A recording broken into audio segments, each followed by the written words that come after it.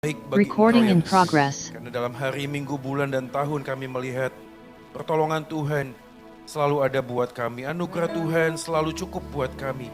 Manakala kami memasuki musim kehidupan yang sulit sekalipun Engkau ada di sana. Walaupun kami bisa jatuh, kami tidak mungkin tergeletak karena tangan Tuhan selalu memegang dan menopang kami kembali untuk bangkit. Terima kasih Tuhan. Karena di minggu pertama ini kami boleh menyaksikan kasih dan anugerah Tuhan dinyatakan ketika Engkau mengundang kami kembali untuk beribadah, bersekutu bersama di tempat ini, bahkan merenungkan firman-Mu ya Tuhan.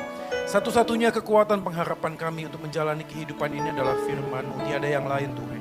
Kuasa Injil-Mu yang membuat kami sadar bahwa kami punya kepastian akan kehidupan kekal kelak ke depan. Punya pengharapan yang tidak akan mungkin bisa diambil dari kami. Kami punya Kristus Tuhan yang sudah rela menebus dosa kami. Engkau bangkit dan naik ke surga. Engkau Allah yang hidup. Engkau yang selalu ada bersama dengan kami. Terima kasih Tuhan.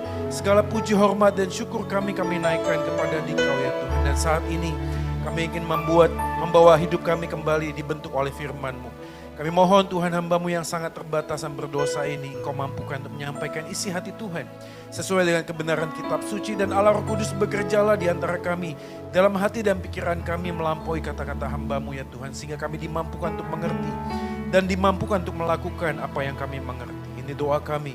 Kami mengucap syukur sekali lagi di dalam nama Yesus Tuhan kami. Kami sudah berdoa dan memohon.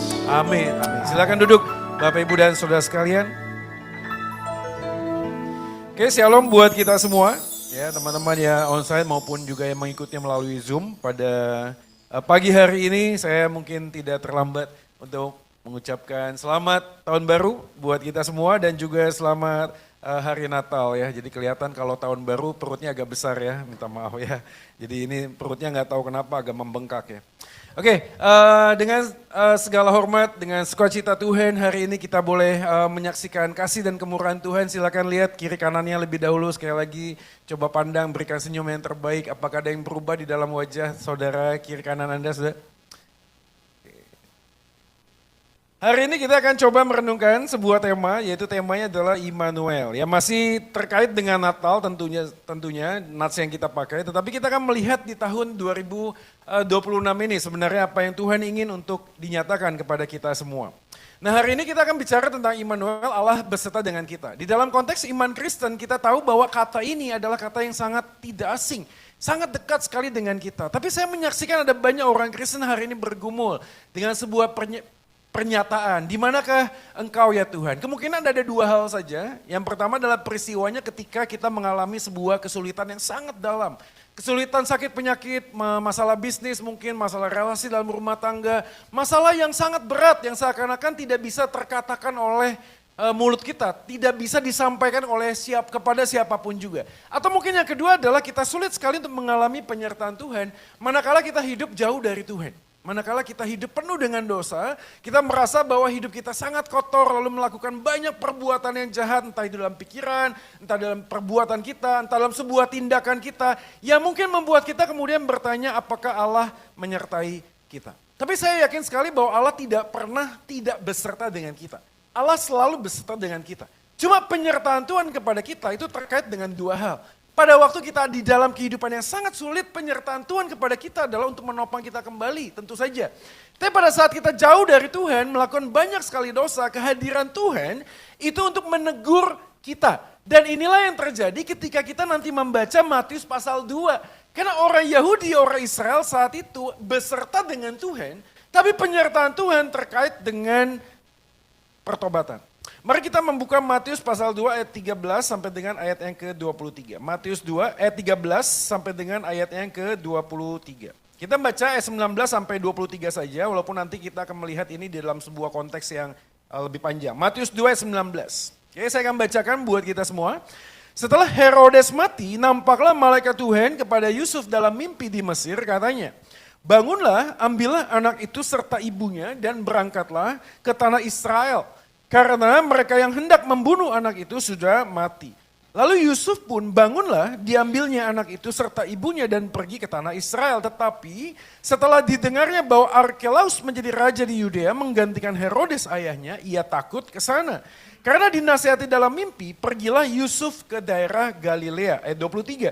Setibanya di sana, ia pun tinggal di sebuah kota yang bernama Nazaret. Hal itu terjadi supaya genaplah firman yang disampaikan oleh nabi-nabi bahwa ia akan disebut orang Nazaret. Demikianlah firman Tuhan, kita berbahagia kalau kita menjadi pelaku firman dalam hidup kita hari lepas hari. Oke, kita akan langsung memulainya dengan gambaran algoritma. Saya mau tanya di sini Bapak Ibu sekalian, ada yang punya media sosial? Instagram, TikTok, YouTube? Oke, coba bisa dibuka handphonenya. Oh ya, coba dibuka handphonenya. Nanti kalau Anda membuka handphone Anda, di dalam bagian Instagram misalnya, Anda akan menemukan ada yang namanya itu Explore atau Home. Ya, yang menariknya adalah saya pernah ketemu dengan seorang pemuda yang mengatakan begini, semua yang ada di dalam Instagram saya semuanya negatif. Ya. Saya tanya, maksudnya negatif itu apa? Ya isinya adalah perampokan, pemerkosaan, korupsi, dan lain sebagainya. Lalu dia bertanya kepada saya, kenapa ya kok Instagramnya Pak Joy isinya beda? Nah karena ada yang dimaksudkan dengan algoritma. Algoritma adalah sebuah sistem buat kita yang belum tahu mungkin, sebuah sistem yang dibentuk sedemikian rupa yang mencoba untuk membuat profil hidupku dan hidupmu. Jadi sewaktu Anda sering kali membuka tentang sepatu, di sini ya, kalau lihat wajahnya ya, tentang tas, tentang skincare, ada tentang skincare? Gak ada ya, kayaknya di sini gak suka skincare ya, yang sono-sono aja ya, tentang operasi plastik, tentang bagaimana membuat hidung semakin panjang, dagu semakin bagus dan cantik lain sebagainya, maka algoritma akan membuat semua hal yang Anda itu butuhkan dikasih lagi. Jadi orang-orang tertentu yang suka sekali dengan sepatu, begitu dia 5-10 detik membuat atau membuka sebuah iklan tentang sepatu, maka algoritmanya akan berjalan. Maka tidak aneh kalau Anda hari ini berpikir untuk beli sesuatu, tiba-tiba Anda buka media sosial, muncul iklannya. Karena pada saat yang sama, algoritma mencoba untuk mengcapture profil hidup Anda. Beberapa orang sukanya politik, maka semua media sosialnya akan muncul tentang politik.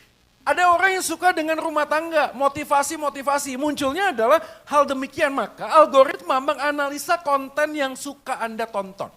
5-10 detik Anda mengcapture dalam sebuah bagian, berhenti di sana Anda buka, maka itulah yang akan terus diberikan kepada kita. Maka pada waktu kita ngomong tentang algoritma, sebuah sistem yang membuat kita kemudian sadar ada FYP, for your page, itu membuat kita kemudian menyadari kadang-kadang di dalam kehidupan kita tidak bisa melihat konten kekristenan karena Anda tidak pernah buka konten Kristen, nggak pernah buka. Anda tidak pernah membuka tentang siapa Tuhan dan apa yang Tuhan nyatakan karena memang isi hati kita terkait dengan media sosial adalah apa yang kita inginkan, bukan apa yang Tuhan inginkan. Saya bukan sekali lagi ngomong begini ya, kalau konten Anda semuanya kekristenan berarti Anda cinta Tuhan. Belum tentu juga ya, belum tentu. Ada orang-orang di sana juga yang katanya konten Kristen semua, tapi isinya hanya untuk mencari kesalahan pendetanya. Ada gitu ya, ini kok begini, ajarannya kok begini, ada ya. Konten Kristen yang dibuka, tapi isinya bukan tentang cinta Tuhan, bukan. Tapi kalau kita ngomong tentang bagian konteks ini, maka saya ingat sekali setiap akhir tahun, kita tuh suka ke Bandung, ya besok mama saya ada di Bandung ya. Mungkin saya pernah cerita di sini. Sebuah pengalaman yang menarik, ada sebuah resto saudara sekalian.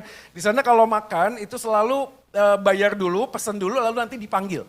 Nah saya waktu itu keluar, istri saya itu nunggu makanannya dan tidak kunjung datang makanannya. Begitu saya datang, saya tanya, kok makanannya belum datang? Saya protes sama tantenya, tante pemilik restonya, kok makanan istri dan anak saya ini belum datang? Ini meja sebelah ini udah datang duluan. Lalu kemudian dia panggil pegawainya dan mengatakan, ini ibu ini kok belum datang makanannya? Lalu datanglah karyawan dan mengatakan, wah bu dari tadi saya sudah manggil.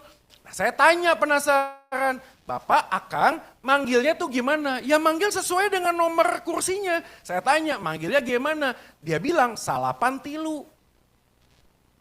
Dia teriak, salapan tilu, salapan tilu. Saya bilang, Kang, gak semua orang datang ke resto ini, orang Sunda. Salapan tilu itu 93. Dalam bahasa Sunda, saya bilang sampai kiamat pun istri saya sama anak saya gak akan makan. Karena istri dan anak saya bukan orang Sunda, nggak akan pernah ngerti bahasa salapan tilu, mau teriak gimana pun juga nggak akan pernah dapat makanannya. Saya gambarnya sederhana, karena pada waktu kita ngomong tentang bahasa di tempat di mana kita berada, tahukah Anda ada bahasa surgawi yang kadang-kadang Tuhan itu ngomong kepada kita, cuma kita nggak ngerti. Kenapa kita nggak ngerti? Karena kita hanya buka konten yang saya suka, bukan konten yang Tuhan ingin untuk saya buka. Maka semua permasalahan, pergumulan, tekanan kehidupan, kalau Anda membacanya dengan bahasa surga, Anda ngerti salapan tilu itu artinya apa. Maka Matius mencatat dalam konteks Allah beserta dengan kita, itu konteksnya dengan dua hal di next slide. Ini dia, yang pertama adalah ia akan melahirkan anak laki-laki, dikatakan menyelamatkan umatnya dari dosa, tapi setelah itu ada kalimat selanjutnya. Selanjutnya adalah dia Immanuel yang berarti Allah menyertai kita. Bukan tanpa alasan Matius mencatat tentang kelahiran Yesus menggunakan dua penekanan hal ini, yaitu dosa dan juga penyertaan Tuhan. Apa pesannya? Pesannya adalah demikian, tanpa pertobatan mustahil kita bisa mengalami penyertaan Tuhan. Jadi jangan tanya, Tuhan engkau ada di mana? Enggak, Tuhan tuh enggak kemana-mana om. Dia ada di sana. Dia ada di dalam semua perjalanan hidup kita, dia tidak pernah tidak hadir. Dia selalu hadir buat kita. Pertanyaannya adalah kita yang seringkali membelakangi Tuhan dan tidak melihat Tuhan kau udah di sana, di mana. Kita hanya buka konten, quote and quote ya, konten yang saya suka, sehingga algoritma surgawinya nggak jalan. Nggak jalan aja gitu loh. Seakan-akan kita terus bertanya, Tuhan kau ada di mana? Beberapa anak muda tuh DM saya di Instagram. Pertanyaan begitu, Sir. Kadang-kadang sama semua pertanyaannya. Pak Joy, saya sudah melakukan dosa yang sama, berulang-ulang kali. Lalu saya ingin bertobat, apakah Tuhan masih mau menerima saya? Saya bilang begini, tidak pernah Tuhan itu menutup tangannya buat orang yang mau datang kepada dia. Pertanyaannya bukan apakah Tuhan masih mau menerima saya, bukan. Pertanyaannya adalah apakah engkau bertobat dan mau memperbarui hidupmu supaya semakin mengasihi dia. Jadi di awal 2026 ini pesannya sederhana sudah. Ada banyak pergumulan, ada banyak tekanan, ada banyak penderitaan yang akan kita hadapi 2026 ini. Tapi tanpa pertobatan mustahil kita bisa mengalami penyertaan Tuhan. Saya tidak tahu apakah Anda memulai tahun ini dengan sebuah gairah semangat dan berkata Tuhan, yes kita jalan ke depan. Atau mungkin udah mulai pesimis ya. Pesimis sudah, belum apa-apa itu Presiden Venezuela bisa dicaplok sama Donald Trump sudah ya. Itu saya geleng-geleng kepala, bagaimana mungkin sebuah bangsa ini menunjukkan apa? Ini Amerika kalau mau ngacak-ngacak dunia gampang sudah. Dan masalahnya adalah Venezuela itu produksi apa? Minyak paling banyak sudah. Anda tahu begitu ini terjadi, gonjang-ganjing terjadi seperti Ukraina dan seterusnya apa yang terjadi. Semuanya akan tidak berjalan. Coba lihat perhatikan IHSG lah saham semuanya akan stuck. Kenapa? Karena orang itu bertanya-tanya. Takut saudara. Orang yang middle height itu punya uang dikip saudara. Mereka nggak mau keluarin uangnya. Takut saudara. Kenapa? Ketidakpastian. Gak pasti saudara. Kalau semuanya tidak pasti, lebih baik apa? Beli emas, maka emas naik terus harganya. Ada amin? Boleh ya. Amin naik terus ya. Orang semuanya berbondong-bondong, kenapa? Safe haven. Kalau semuanya terjadi gonjang-ganjing, saya pengen cari aman, itu manusia. Dan 2026 ini apakah ada sesuatu, saya bukan ngomong ini menakut-nakuti, enggak saudara. Tapi kalau kita ngomong tentang penyertaan Tuhan, ya dan amin. Dia tidak pernah tidak menyertai kita, dia selalu beserta dengan kita.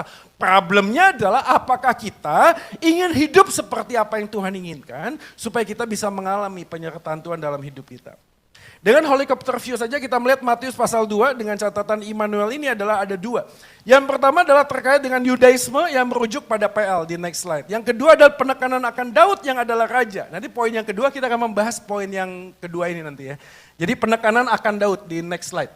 Oke, nanti mungkin dibaca di ini. Saya takutnya nanti jemaat tadi dapat firman apa? Next ya. Jadi karena next terus ya.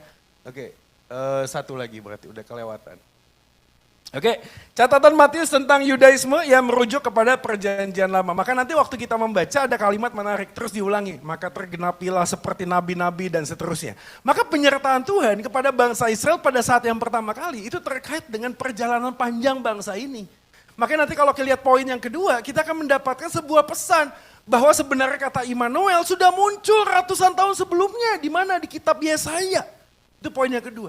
Tapi bagian ini dengan helicopter view kita bisa melihat bahwa konteks Matius dalam zaman Yudaisme itu terkait dengan bagaimana Tuhan itu menyertai bangsa ini dan dengan cara yang seperti Tuhan inginkan. Ini poin yang pertama yang kita dapatkan. Immanuel, penyertaan Tuhan melalui hal supranatural dan natural. Ayat 13, 19 dan 22, Matius mencatat berkali-kali ada intervensi ilahi.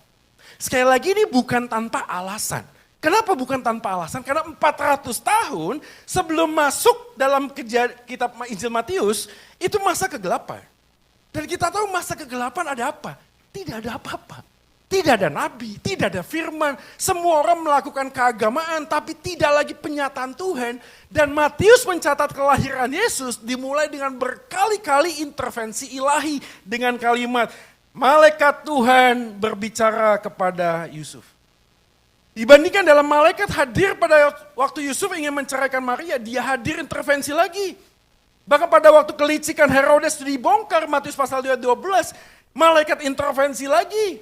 Bayi Yesus tetap aman saat Herodes ingin membunuh bayi, pasal 2, 13-15, intervensi ilahi lagi. Dari berbagai macam hal kelahiran Yesus, Matius mencatat banyak sekali intervensi ilahi. Mungkin bagi kita yang sederhana, apa maksudnya intervensi ilahi? Ini hal supranatural, saudara.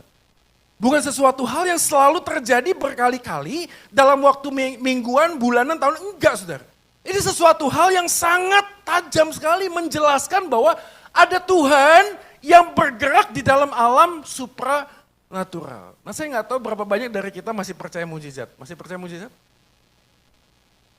Masih percaya mujizat?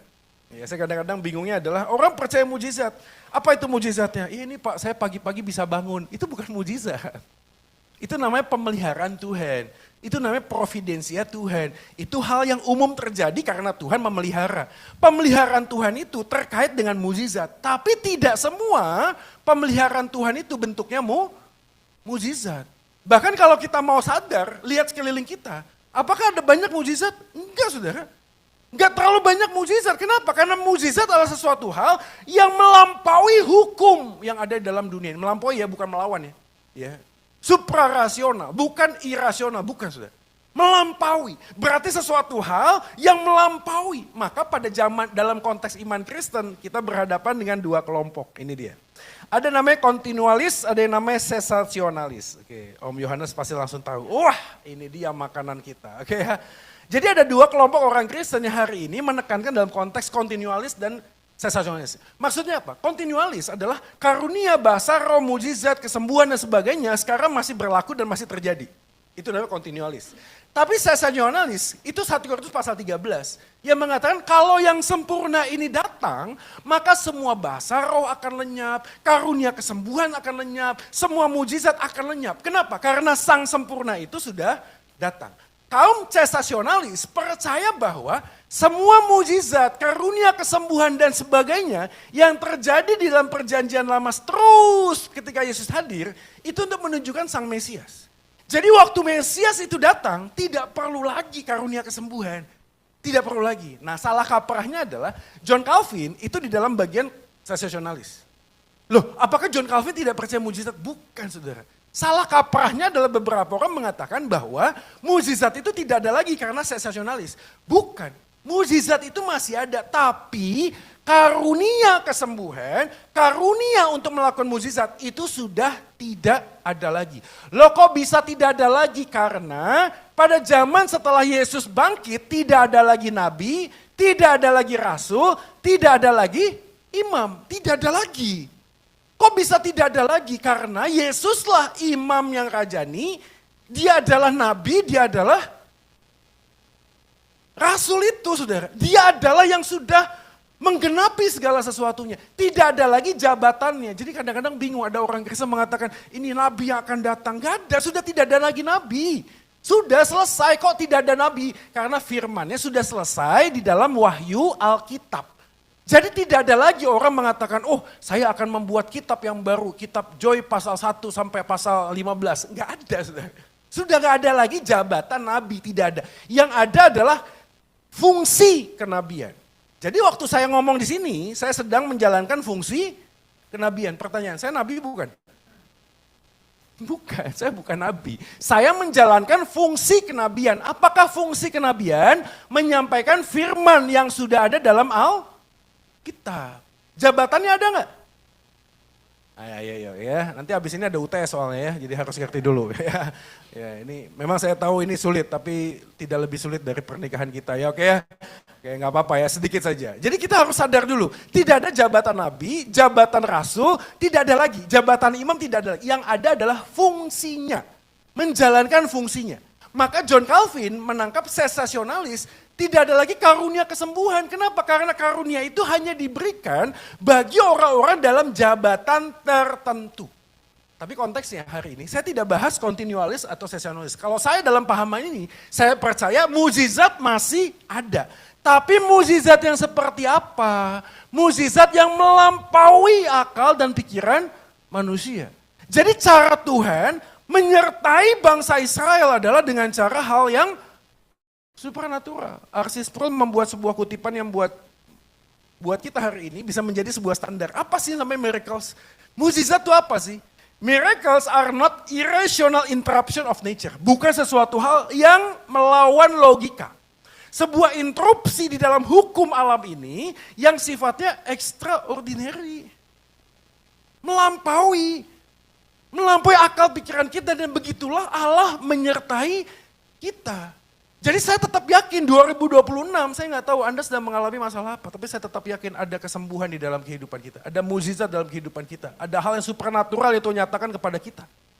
Dan pada saat yang sama kita tahu bahwa bagaimana Allah menyertai kita terkait dengan hal yang melampaui. Jadi kalau hari ini Anda sedang berbeban berat dan merasa Tuhan, kayaknya nggak mungkin tidak ada jawaban di dalam Tuhan, tidak ada yang tidak mungkin. Tidak ada yang tidak mungkin, sudah.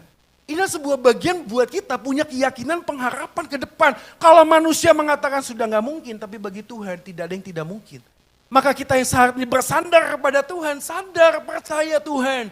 Ada hal yang extraordinary yang Tuhan bisa nyatakan. Tapi menarik sekali, karena di next slide kita melihat bahwa ada hal yang biasa yang dikerjakan. Ayat 22, tetapi setelah didengarnya bahwa Arkelaus menjadi raja di Yudea, menggantikan Herodes, perhatiin ya, di sana tidak ada mimpi. Yusuf melihat situasi kondisinya. Dia tahu ada Arkelaus, dia tahu siapa Arkelaus. Itu dengan logika tidak diintervensi. Malaikat itu tidak membuat sebuah kuliah Arkelaus, anaknya ini, dia melakukan, enggak ada saudara. Mimpi itu hanya datang untuk menjelaskan, malaikat itu meminta Yusuf untuk berangkat ke tanah Israel, that's it. Setelah itu apa?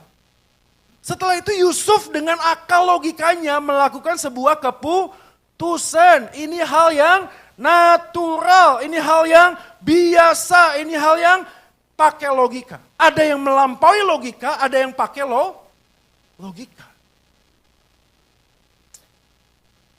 Ada seorang pendeta, Anda tahu ya, di sebuah desa sudah.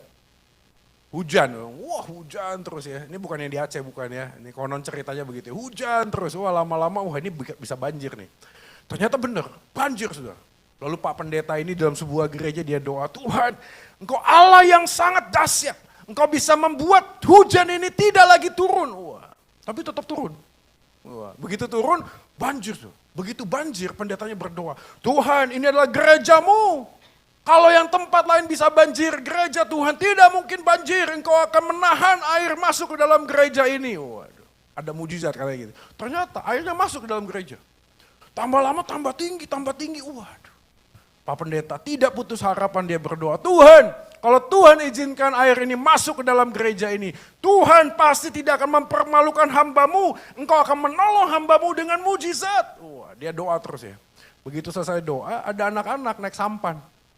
Dia tanya, Pak Pendeta, ayo Pak, naik sampan saya Pak, saya tolong, saya bantu. Pak Pendeta dengan pongah mengatakan, enggak. Buat apa? Saya punya Tuhan yang sangat dahsyat, dia pasti bisa menolong saya. Dia berpikirnya menolongnya diangkat gitu ya, mujizat saudara ya. Nah, lewat. Ya udah ya, sampai anak kecilnya marah-marah, ya sudahlah mati yo Pak Pendeta gitu ya. Enggak lama kemudian datanglah Pak Ustadz. Pak Pendeta, ayo Pak Pendeta, saya tolong gitu. Dalam hati Pak Pendeta ngomong, masa orang kafir menolong hambanya? Oh ya, nggak mungkin lah ya, pasti Tuhan punya cara. Dia ngomong, ya nggak apa-apa, nggak Pak Ustadz, nggak usah, nggak apa-apa. Singkat cerita, Pak Pendeta mati kena banjir. Begitu mati, sampai di surga dia protes sama Tuhan. Tuhan, aku hambamu yang setia. Aku berdoa kepadamu, engkau tolong aku, kenapa engkau tidak mengulurkan tanganmu? Lalu Tuhan tanya, maksudnya gimana? Aku itu sudah nolong kamu tahu nggak anak kecil yang lewat? Itu aku yang suruh. Tapi kamu nggak mau. Kamu tahu nggak Pak Ustadz itu yang datang? Itu aku yang suruh. Aku minta Pak Ustadz nolong kamu yang Gak mau. Anda tahu maksudnya? Pak Pendeta ini berpikir cara Tuhan selalu supranatural. Kalau Tuhan itu mau nolong saya harusnya apa? Seperti ada tiang awan, tiang api. Seperti laut terbelah. Maka Tuhan akan mengangkat aku dari banjir ini. Atau seketika hilang. Sut!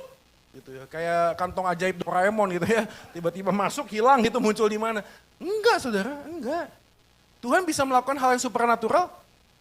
Bisa. Tapi jangan lupa, Tuhan juga bisa mengerjakan hal yang biasa. Di next slide, ini dia. Mereka yang menghidupi Injil Kristus akan menyadari bahwa penyertaan Allah dinyatakan melalui hal yang luar biasa. Tapi Allah juga bisa bekerja melalui hal yang biasa. Anda tahu hal yang biasa? Ada orang sekeliling Anda. Itu gak sih? Kadang-kadang Tuhan gak buka tingkap ke langit terus, nih lu butuh duit, nih duit. Enggak gitu saudara. Kadang-kadang Tuhan apa? Titipkan berkat di tempat yang lain. Terus ngomong kamu butuh sesuatu, saya dipakai Tuhan untuk datang kepada kamu, menolong kamu. Saya berkali-kali mengalami hal yang serupa sudah. Saya nggak tahu ada di mana, out of nowhere sudah tiba-tiba ada yang telepon, Pak saya sudah transfer. Saya bilang apa, transfer apa? Ya saya dengar istri Bapak sakit, saya dengar anak Bapak sakit. Saya nggak pernah cerita kemana-mana saudara. Ada hal yang begitu ada saudara, nggak tiba-tiba Tuhan itu datang, waduh dari langit datang, woi ya, sembuh gitu. Enggak saudara.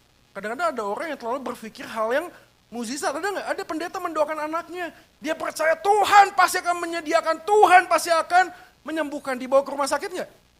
Enggak saudara, enggak. Apa yang terjadi? Mati anaknya. Karena dia berpikir Tuhan itu bekerja harus sesuai dengan apa yang saya inginkan. Enggak saudara, Tuhan itu bekerja, hal yang supranatural dia bisa nyatakan, amin. Tapi hal yang biasa dia bisa nyatakan? Bisa. Dalam perjalanan inilah kita yang sering kali tidak peka. Tidak peka melihat cara Tuhan menolong kita. Kenapa? Apakah Tuhan tidak beserta? Tuhan beserta, tapi kita sering kali pengen caranya seperti yang saya inginkan. Enggak Tuhan. Tuhan itu menyertai kita, Tuhan itu menolong kita, menyediakan segala sesuatunya, bukan seperti yang kita sekedar inginkan. Ini poin yang kedua saudara. Penyertaan Tuhan di dalam kehidupan kita itu terkait dalam penggenapan kehendaknya. Perhatikan frase ini berkali-kali muncul saudara sekalian. Hal itu terjadi supaya genaplah. Genaplah. Frase ini muncul beberapa kali dalam Injil Matius pasal 1 ayat 22, pasal 2 ayat 15 dan seterusnya.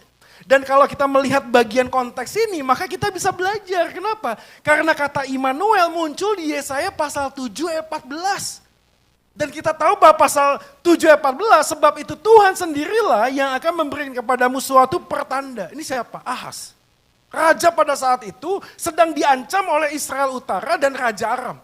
Ingin mencaplok kerajaan ini. Dan pada saat itu Ahas bermain api dengan siapa? Asyur. Dan kita tahu kisahnya pada saat itu. Ahas mengatakan gak perlu pakai tanda. Sudah jelas tandanya. Gak perlu, tapi Yesaya datang, dia akan tetap memberikan pertanda. Pertandanya apa? Dibuat tentara yang luar biasa?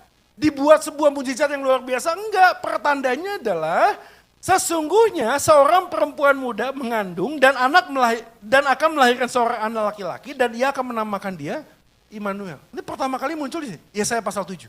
Dan kita tahu pada waktu itu Ahas sedang dikepung dan punya masalah, dia ngelihat gini, opportunity saya, kesempatan saya untuk bisa menyelamatkan diri dan bangsa ini adalah Asyur. Kok bisa Asyur itu menjadi satu-satunya tempat dia itu berlindung? Kenapa? Karena sederhana, itulah manusia. Manusia itu selalu ingin menempatkan perlindungan kepada apa yang kelihatan. Tapi Tuhan tidak kelihatan. Dia ngomong gak usah pakai tanda, sudah jelas tandanya ada Asyur. Kalau Israel Utara dan Aram bersekongkol, ingin mencaplok bangsa ini supaya kita aman, kita cari bantuan ke Raja Asyur. Bahkan Yesaya pada waktu mengatakan akan diberikan tanda. Tandanya seorang perempuan melahirkan anak laki-laki. Kalau Anda membaca keseluruhannya, seakan-akan Yesaya mengatakan begini. Kalaupun sang jawaban itu lahir pada sahabat jalan Ahas, Ahas tetap tidak akan percaya. Tetap tidak akan percaya. Karena bagi Ahas adalah apa yang kelihatan jauh lebih bisa diandalkan ketimbang yang tidak kelihatan. Soalnya ini pesan yang penting buat kita, kenapa? Karena sebagai manusia kita mirip dengan bangsa Israel, betul gak sih? Kita sulit sekali mengandalkan Tuhan, kenapa? Karena pertanyaannya di manakah Tuhan? Kita lebih mudah percaya kepada pinjol, saudara. Betul? Ya, kita lebih percaya kepada bank, kita lebih percaya kepada orang yang punya koneksi, kita lebih percaya pada yang kelihatan. Dari problem dari dulu sampai sekarang, masalah utama kita adalah kita sering mengandalkan yang kelihatan. Pada Paulus mengatakan dalam Korintus mengatakan, sebab apa yang tidak kelihatan itu justru lebih penting. Kenapa? Yang tidak kelihatan itu kekal. Tapi yang kelihatan itu sementara, maka aku tidak mau menaruh percayaanku kepada hal yang sementara. We live by faith, not by saat kita hidup dengan iman, bukan karena melihat. Saudara, penderitaan masalah yang kita hadapi kelihatan. Dan seringkali kita sering cari sebuah pertolongan dari yang kelihatan, saudara. Dan 2026 ini menjadi sebuah challenge buat kita. Tantangan buat kita. Di manakah hati kita taruh, saudara? Apakah kepada tempat-tempat yang kelihatan atau justru kepada Tuhan yang tidak kelihatan? Maka Yesaya pasal 7, 14, next slide. Sebab itu Tuhan sendirilah yang akan memberikan kepadamu suatu pertanda. Digenapi di Matius 1 ayat 22, 23. Jika hal itu terjadi supaya genaplah yang difirmankan Tuhan sesungguhnya anak darah itu. Dan ini poin penting, kenapa? Karena dari Yesaya kepada Matius 700 tahun sudah. Penantian demi penantian untuk melihat sebuah jawaban. Muncul ratusan tahun sebelumnya. Seakan-akan kita mengatakan pada waktu itu Ahas itu butuh bantuan. Kenapa kemudian Tuhan tidak mengulurkan tangannya buat bangsa ini? Karena Tuhan tahu pada saat yang sama. Kalau itu diberikan kepada bangsa Israel, mereka akan mengandalkan Tuhan untuk apa yang dia inginkan.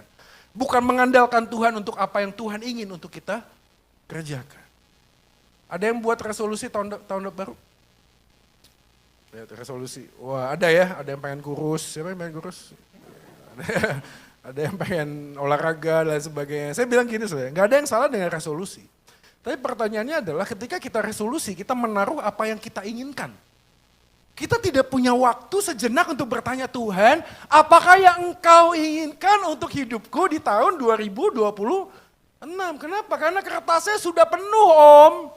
Sudah penuh. Dan kita datang kepada Tuhan dengan kertas yang penuh dan minta Tuhan hanya tanda tangan approval. Gak gitu cara mainnya Om, gak gitu. Hidup kita ini bukan punya kita, hidup kita ini punya Tuhan. Datanglah dengan kertas yang kosong, bawa dalam doa, minta Tuhan isi apa yang engkau inginkan di dalam hidupku. Harusnya begitu sudah. Maka kita seringkali tidak lagi connect sama Tuhan dan bertanya Tuhan engkau ada di mana. Karena kita bisnis dengan acara kita sendiri. Kita lakukan apa yang kita inginkan sendiri. Dan pada waktu mentok kita tanya Tuhan nggak di mana? Nah, Tuhan bilang saya ada di sini, saya nggak kemana-mana. Tapi kenapa kamu melakukan apa yang kau inginkan? Saudara, saya nggak tahu apa yang Anda hadapi hari-hari ini. Tapi seringkali kunci pertama yang harus kita lakukan adalah pertobatan. Ini dia, kita baca sama-sama. Next slide. 1, 2 ya. Penyertaan Allah tetap ada walau kita mengalami banyak kegagalan dalam hidup. Kegagalan kita tidak menggagalkan rencana Allah dalam hidup kita. Kenapa ini menjadi poin dan pesannya? Karena pada saat Ahas gagal untuk mengandalkan Tuhan, Tuhan tak pernah tinggalkan bangsa ini.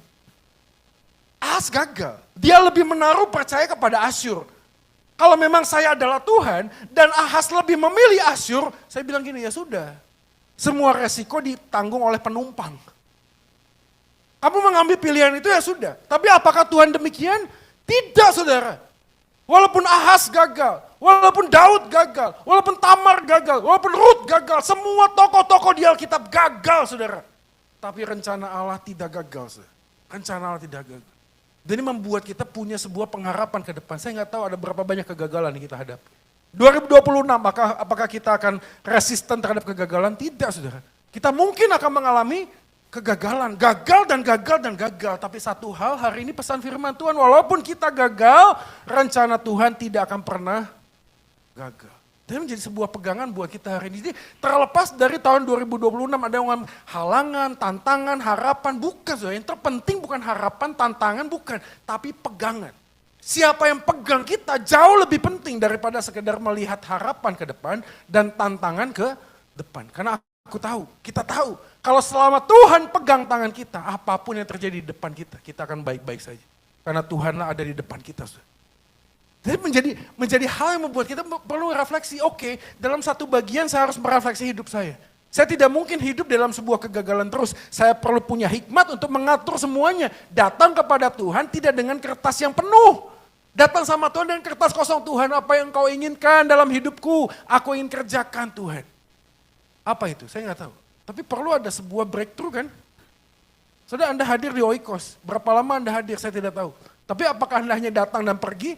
Atau mungkin sesuatu hal yang Anda perlu kerjakan bagi Tuhan melalui tempat ini, Anda perlu bertanya.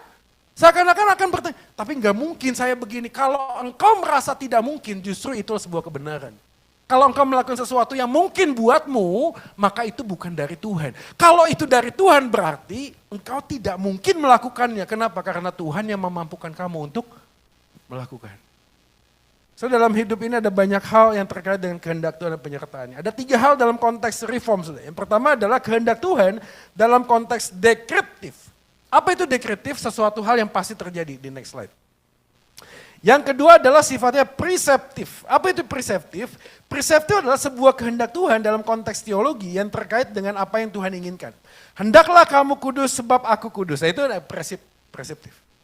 Tapi ada dekriptif. Apa itu? Sesuatu hal yang pasti terjadi. Ingat ya, ada beberapa waktu itu ada apologis namanya Edis TV. Ada sebuah isu yang selalu menjadi perdebatan. Yaitu apakah penyaliban Yesus rencana Tuhan apa rencananya iblis. Oke? Rencana Tuhan apa rencana iblis. Apakah Tuhan merencanakan Yesus disalibkan? Jawabannya? Ya. Kenapa? Karena dekriptif. Kenapa? Karena pada waktu kita bicara tentang kelahiran Yesus, kedatangan Yesus, kematian Yesus, semua kejahatan yang terjadi harus terjadi karena Tuhan sudah merencanakannya. Sudah menghendakinya. Dalam konteks bagian itu selalu ada pertanyaan, jadi kalau begitu Pak, apakah dosa adalah kehendak Tuhan? Dosa dalam rencana Tuhan selalu ada. Dia bukan menginisiasi dosa, bukan penyebab dosa itu ada, tapi dosa harus ada dalam konteks dekret. Tuhan sudah menetapkan. Penetapan Tuhan harus ada dosa dalam perjalanan kehidupan keselamatan umat manusia. Tapi yang terakhir ada yang namanya permisif. Permisif adalah Tuhan mengizinkan. Jadi kalau kita melihat dari 3 kehendak Tuhan ini, dekret pasti terjadi, persif Tuhan ingin untuk saya lakukan sesuatu, permisif Tuhan mengizinkan itu terjadi, maka kita sadar dalam kehendak penyertaan Tuhan, apa yang kita ketahui kehendak Tuhan. Ini dia. Dekriptif adalah setiap orang percaya pasti disertai Tuhan, di next slide. Sampai hidup yang kekal. Jadi Anda harus pahami ini, Tuhan engkau menghendaki saya hidup untuk sukses. Enggak, itu bukan kehendak Tuhan. Bukan sudah. Apakah saya selalu hidup dengan kesehatan? Enggak tuh, itu bukan kehendak Tuhan. Kehendak Tuhan sifatnya adalah preseptif. Apa itu? Tuhan ingin kita hidup kudus, kita hidup suci. Kita dipanggil untuk jadi garam dan terang, itu kehendak Tuhan yang diinginkan. Tapi dalam konteks itu kita bisa gagal? Bisa, itu permisif. Tuhan mengizinkan itu, tapi pada waktu Tuhan membiarkan itu terjadi, Tuhan tidak tinggalkan kita. Jadi 2026, apa yang pasti Pak? Dekret. Apa yang pasti? Keselamatanku dan keselamatanmu dijamin oleh Tuhan sampai mati, saudara. Tapi apakah Tuhan menjamin bisnismu akan tetap lancar menjadi kepala dan bukan ekor? Enggak ada. Bukan dekriptif Tuhan, bukan. Kadang-kadang Tuhan mengizinkan Yusuf jatuh bangun, saudara. Bisa? Bisa, permisif. Kadang Tuhan mengizinkan Ayub dari yang punya segalanya lalu kehilangan segalanya, bisa? Bisa, permisif. Tapi dalam konteks bagian pasti terjadi dan Tuhan izinkan. Ingat, ada preseptif. Tuhan ingin untuk kita lakukan sesuatu, doing something, apa itu? Hendaklah kamu menjadi garam dan terang. Kehendak Tuhan. Hendaklah engkau menjadi berkat buat orang lain. Kehendak Tuhan. Hendaklah engkau bersuka cita senantiasa. Kehendak Tuhan. Jadikanlah sebagai semua bangsa muridku. Kehendak Tuhan. Itu kehendak Tuhan, tapi seringkali justru kita abai. Kita berpikir kehendak Tuhan dalam hidupku adalah apakah bisnisku tahun ini harus A, harus B, harus C. Apakah Tuhan akan memberikan padaku kesehatan di tahun ini. Bukan kehendak Tuhan, sudah. Itu di luar. Dalam konteks bagian ini, semua tujuan akhir hidup kita akan ditopang dengan hal itu. Jadi jangan tanya dulu apa yang Tuhan kehendaki dalam bisnisku sebelum engkau tahu tujuan akhir panggilan hidupmu. Kalau panggilan hidupmu menjadi garam dan terang di dalam bisnismu, maka Anda berdoa, Tuhan berkatilah bisnisku supaya melalui bisnis ini aku menjadi garam dan gitu loh. Maka 2026 saya bagikan satu bagian, kita baca sama-sama. 3, 2 ya. Tidak perlu bertanya apa yang terjadi akan hari esok. Selama kita tahu dan mengenal, nggak usah tanya. Nggak usah cari paranormal. Ya. Mbah inilah, mbah itulah ya. Daud Tony lah ditanya di podcast, ya, no buatan ini, no buatan itu. Kadang saya juga bingung orang Kristen kenapa sih kok pencotnya yang begitu, nggak usah tanya. Selama kita terus belajar preseptif apa itu yang Tuhan kehendaki, yang Tuhan kehendaki mengenal dia dan kuasa kebangkitannya. Kenal dia, alami kuasa kebangkitannya. Sudah, begitu Anda mengenal dia, mengalami kuasa kebangkitannya, perhatikan Anda tidak harus cari berkat-berkat cari Anda. Tidak perlu saudara. Orang yang menghormati Tuhan akan diberkati. Tidak pernah ditinggalkan sendirian, itu udah pasti. Tapi hari ini kita sering bertanyanya adalah apa yang Tuhan inginkan untuk berkat buat hidupku. Selalu begitu saudara, selalu begitu. Kita selalu mencari bonusnya, tapi tidak pernah mencari main course-nya. Tapi tahun 2026 ini tidak perlu bertanya, hari esok akan terjadi apa. Selama kita tahu Tuhan pegang hari esok. Kalau Tuhan pegang hari esokku, aku akan tetap baik-baik saja. Dan hari ini yang harus aku kerjakan adalah mengerjakan apa yang Tuhan ingin untuk aku lakukan. Maka tema Immanuel terkait erat dengan penyertaan Tuhan yang terakhir. Penyertaan Tuhan yang adalah jaminan bahwa Tuhan tetap baik. Walau kondisi hidup kita sedang tidak baik, Tuhan tetap baik. Dan Tuhan yang tetap baik itu akan memberikan yang terbaik buat anak-anaknya. Karena di dalam kamus Tuhan tidak ada kata yang tidak baik selain yang terbaik yang Tuhan berikan kepada kita. Jadi kalau hari ini Anda berdoa pintunya tertutup, ingat di belakang Tuhan sedang bukakan yang lebih baik dari Anda. Kalau Anda sedang mencari dan berdoa Tuhan nyatakanlah kehendakmu, hari ini bertanya dulu kepada dirimu. Jangan cuma minta berkat yang terbaik sebelum menjadi pribadi yang terbaik di hadapan Tuhan. Kita seringkali Tuhan minta berkat yang terbaik. Tapi tanya dulu, kita menjadi pribadi yang terbaik nggak di hadapan Tuhan? Kita sudah melakukan apa yang Tuhan inginkan atau belum? Kalau kita sudah mengerjakan apa yang Tuhan inginkan di dalam kehidupan kita, don't be worry saudara. Semuanya ini akan ditambahkan kepadamu. Kata Matius 6 ayat 33. Apa itu? Carilah dahulu kerajaan Allah. Seek His kingdom. Carilah dahulu kerajaannya, semuanya akan ditambahkan. Jangan cari tambahannya dulu. Kadang-kadang kita bingung, salah kaprah. Salah fokus apa yang kita cari 2026 ini. Tapi kita tahu kalau Tuhan pegang hari esok, aku akan tetap baik-baik saja. Mari kita berdoa. Terima kasih Tuhan buat firman di awal tahun ini. Kami percaya Tuhan adalah Tuhan yang tidak berubah. Yang dahulu membuat laut terbelah. Yang memberi tiang awan, tiang api dalam perjalanan bangsa Israel. Bahkan hambamu Elia dipelihara oleh janda di Sarfat. Hal yang tidak mungkin buat manusia, bagi engkau mungkin. Kami percaya di dalam 2026 ini engkau juga bisa menyediakan yang tidak mungkin buat kami, tapi mungkin bagi engkau. Tapi pada saat yang sama kami juga tahu bahwa Tuhan bekerja dengan hal yang biasa. Yang ada di sekitar kami, tapi seringkali kami tidak peka. Kami ingin Tuhan tolong kami dengan cara kami. Bukan dengan caramu, tapi kami tahu penyertaan Tuhan, Immanuel, engkau menyertai kami dengan caramu di dalam kehidupan kami. Seringkali kami sadar Tuhan, pada waktu engkau mengizinkan kami jatuh, engkau punya maksud untuk kami untuk datang bertobat kepada Tuhan. Karena kami sadar ketika kami menjalani kehidupan ini, seakan-akan satu masalah belum selesai, masalah yang lain datang. Tuhan sebenarnya ingin membentuk kami, dan mendidik kami menjadi pribadi yang lebih baik. Tuhan berikan kami kepekaan. Tidak hanya sekedar mencari yang terbaik yang Engkau bisa berikan. Tapi menjadi pribadi yang terbaik di hadapan Engkau ya Tuhan. Di tahun ini kami berdoa, memohon. Kuatkan, teguhkan langkah hidup kami. Supaya kami melihat tujuan akhir hidup kami yaitu kerajaan-Mu bukan kerajaan kami. pada waktu kami mengerjakan apa yang Tuhan ingin untuk kami kerjakan, semua berkat yang kami perlukan Engkau cukupkan. Lebih daripada apa yang kami bisa doakan dan pikirkan. Terima kasih Tuhan karena Engkau adalah Tuhan yang selalu baik buat kami. Manakala kondisi hidup kami sedang tidak baik, tapi Engkau tetap baik buat kami. Segala puji, hormat dan syukur kami bagi Engkau. Demi Kristus Tuhan kami berdoa. Kita yang percaya katakan.